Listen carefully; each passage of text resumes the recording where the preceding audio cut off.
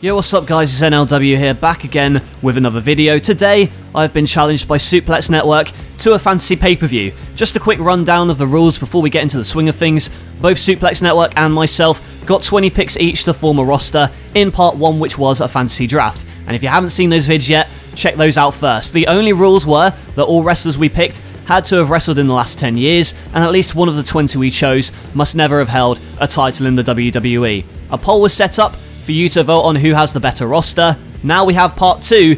Each of us have booked a fantasy pay-per-view event for our rosters, so watch both of our videos and you guys can then vote on whose was the best. Click the link for the poll in the description. The rules are, we each have a world and mid-card title. I chose the world heavyweight title and the US Championship, and no more than 3 gimmick matches, not including title matches, on your pay-per-view card. So, with the rules out of the way, let's get into my NLW Fantasy Pay-Per-View. So to kick off my event, I have chosen Hiromu Takahashi versus Seth Rollins. I think these two probably could have a great dream match. I've always wondered how Seth Rollins would fare in New Japan, and that is why I booked this as the opener. It's going to be a fast-paced affair, lots of high-flying moves, lots of kickouts, kind of your standard NXT-style matchup, just to get the crowd rolling. Hiromu, he's going to have a lot of counters to Seth Rollins, and if you've ever seen him in New Japan, you know he's a very explosive competitor. As you see here, hitting the sunset bomb to Seth Rollins on the floor. If you've seen his match with Taiji Ishimori in the Best of the Super Juniors finals a few years ago, that's the kind of vibe I want to go for. Just a hard-hitting, fast-paced matchup. WWE versus New Japan. There you see Seth hitting the buckle bomb. Hiromu Takahashi comes back at him though with the DVD into the corner. But ultimately, it is going to be Seth Rollins hitting the curb stomp to win. I think it will give the fans something to pop for, and it's a very exciting way to kick off my event. And following on from that, the second match, I've chosen a tag team match. It's going to be the Undisputed Era team of Bobby Fish and Kyle O'Reilly going up against the former WWE Tag Team Champions Rob Van Dam and Kane. I thought RVD and Kane, I love them as a tag team, so I think against the Undisputed Era could be an exciting tag match. You've got RVD being worked over by the Undisputed Era, and eventually RVD, he's going to make a comeback and tag in the big man, the big red machine, Kane.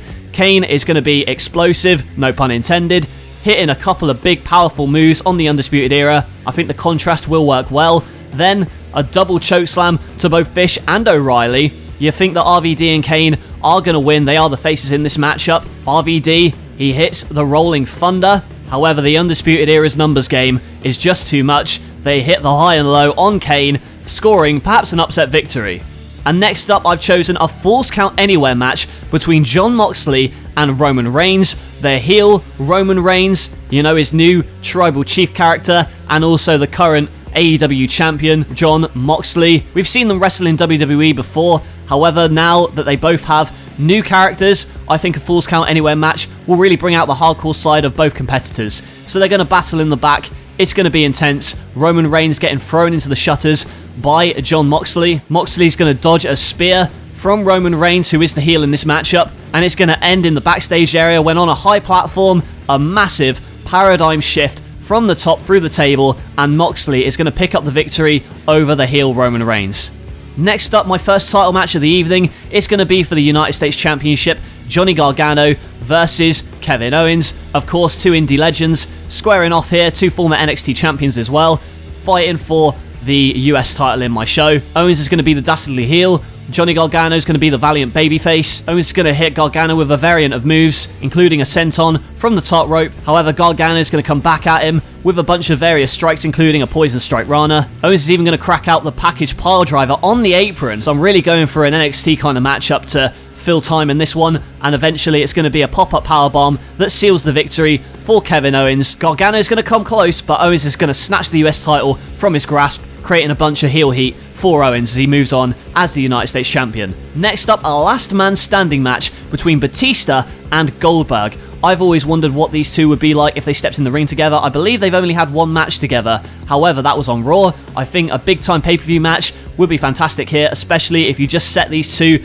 going at it with weapons, trying to fight to be the last man standing. It's going to be a typical Goldberg affair, hitting a bunch of big moves, but Batista's going to come back at him with the spear. Goldberg's going to try and spear Batista through the stage, but that doesn't keep the animal down. He keeps fighting, hits a Batista bomb in the ring on a massive pile of chairs, but somehow Goldberg manages to get up by the count of 10, even a jackhammer onto a pile of chairs and stairs isn't enough. Eventually Batista, with a high enough platform, delivers a Batista bomb through 2 tables, and Batista is the last man standing. Next up, another dream matchup. We've got Matt Riddle and Brock Lesnar. Obviously Riddle has called out Lesnar in the past. Now I'm finally going to make it happen in my pay-per-view. It's going to be a standard Lesnar affair, kind of a UFC kind of MMA hybrid of a match here. Lesnar's going to hit a bunch of German suplexes, going to throw Riddle around to start off the night, but Riddle's going to come back with a series of knee strikes and kicks and a couple of ground and pound attacks. He's going to have hope spots. Lesnar, though, is always going to be there to catch him out.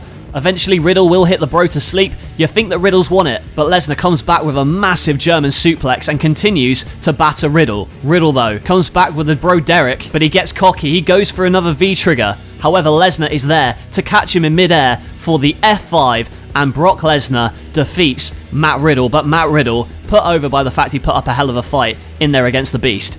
Next up, I'm going to choose a Hell in a Cell match, The Fiend versus the Demon Finn Balor. I think this would be a dream matchup.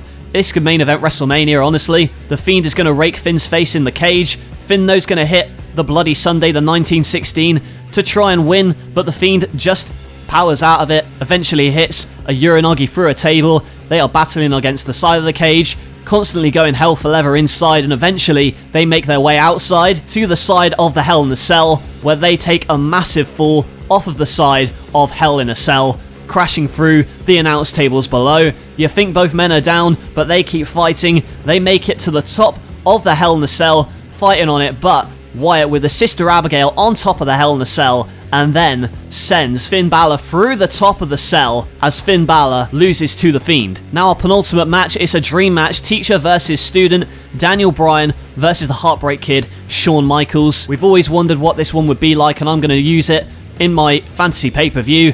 Shawn Michaels, he's going to get cocky. He's kind of the heel in this one, but Daniel Bryan, he's the valiant babyface. He's going to try and fight Michaels with all he's got. Michaels, though, comes back at him with a moonsault from the top rope, which wows the audience. And in the ring, Daniel Bryan catches the super kick for a knee bar. You think that Michaels is going to tap out. However, he gets out of it and delivers a massive sweet chin music, but Daniel Bryan still kicks out. Eventually, he is able to lock in the yes lock to make Shawn Michaels tap out in kind of a passing of the torch moment. Daniel Bryan is cemented as the new star, and Shawn Michaels puts over the American Dragon. Now it's main event time. It is for the Big Gold World Heavyweight Championship, John Cena versus Kenny Omega. Another New Japan versus WWE dream match of mine. Omega is going to use his high-flying abilities to try and ground John Cena, but John Cena will fight back with the 5 moves of doom. Omega's going to hit a massive tope over the top onto John Cena, but Cena will keep fighting with the 5-knuckle shuffle, and then a leg drop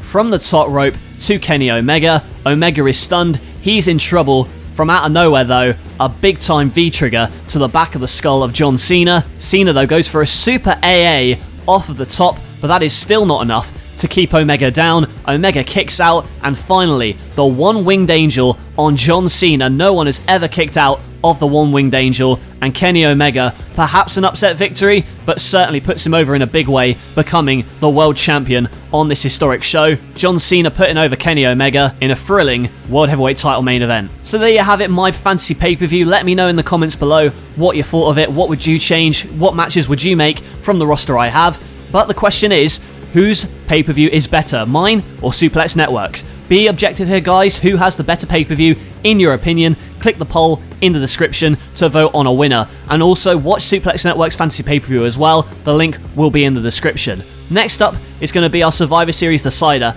pitting our rosters against each other, so look out for those videos in the near future. But that's it for now. Don't forget to vote in the poll. Also, big thank you to Suplex Network for the challenge. Subscribe to him. The link, as always, is in the description. If you like this video, smash that like button, and if you're new from Suplex Network, go ahead and subscribe to No Limits Wrestling for weekly stop-motion episodes and more, as we're trying to edge closer to 30,000 subscribers. Make sure you also turn on notifications so you never miss an upload. Stay tuned for our SNA versus NLW Survivor Series Decider. Vote in the poll on whose pay-per-view is better. Thank you for watching, and I'll catch you guys later.